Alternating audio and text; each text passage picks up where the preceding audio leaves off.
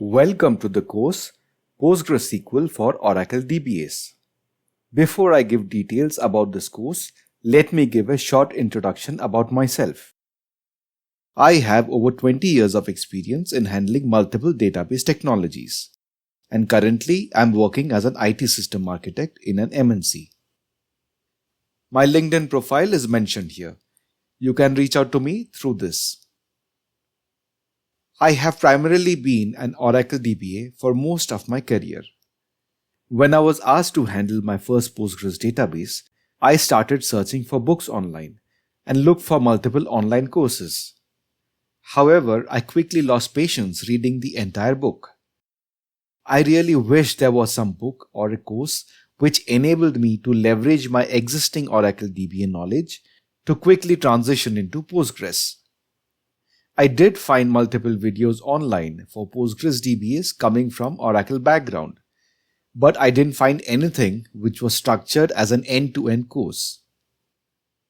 That is when I decided to create this course. This course should be helpful for Oracle DBAs to transition into Postgres in a structured manner while leveraging their existing Oracle DBA skills. Being DBAs, when you're already familiar with a particular database well, you generally tend to Google, how do I find this feature of Oracle in Postgres? Such as, how do I generate AWR report in Postgres? Or, what is the corresponding view of $session in Postgres? When we start to correlate the new technology with the technology we are already familiar with, it then becomes much easier to transition to the new technology. This course is specifically targeted for the Oracle DBAs to quickly transition into Postgres. All throughout the course, you will find correlations between Oracle and Postgres. Correlations of terminologies such as redo log corresponds to the write ahead logs. Correlations such as $session type information can be found from pgstat activity. For the concepts which are new in Postgres, such as toast, vacuum, etc., I cover them with visualizations and animations to grasp the concept easily. The course is filled with demos of the concepts covered. The demos are based on real-life applications, such as cloning a database from one database server to the other, setting up replication and using tools such as Rep Manager to manage automatic failover. We also look at tools to load balance read traffic to the standby database, and all of this would be invisible to the end users. Each chapter has a quiz at the end of it, which are mostly scenario based. The quizzes will help you check the understanding of the concepts. The quizzes by themselves are not very straightforward. You need to apply logic and the understanding of the subject to answer it correctly.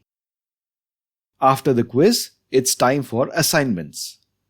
There is a famous saying, I hear and I forget. I see and I remember. I do and I understand. These assignments let you get your hands dirty and solidify your understanding of the concepts. The more you play around on that PSQL terminal, the better you understand the concepts. The course not only covers core Postgres, but it also covers important extensions which every Postgres DBA practically uses. If you see a real-world scenario, a Postgres DBA relies heavily on tools and extensions. I cover many extensions and tools such as pgadmin. Then we also look at installing extensions through various sources such as Git, pgxn, and contrib packages. Then we use multiple extensions all throughout the course, such as using PG hint plan extension to influence the optimizer to tune queries using hints. Then we also see how we can tune queries using hints but without changing the code. Another example of extension we cover is PG profile, where we look at how we can generate AWR reports in Postgres. This course basically covers most essential concepts and the topics to start handling Postgres database administration quickly.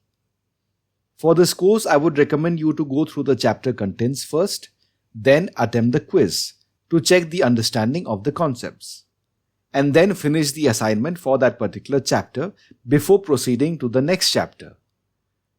I would also recommend you to follow the sequence of chapters, as I have designed the course in such a way that the prerequisites for a particular chapter is covered in the previous chapter.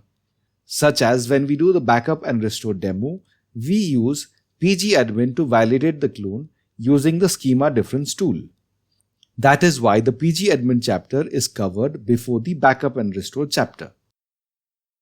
Similarly, we use multiple extensions in the performance tuning chapter. For that, you need to be first familiar with extensions. That is why I have the extensions chapter before the performance tuning chapter.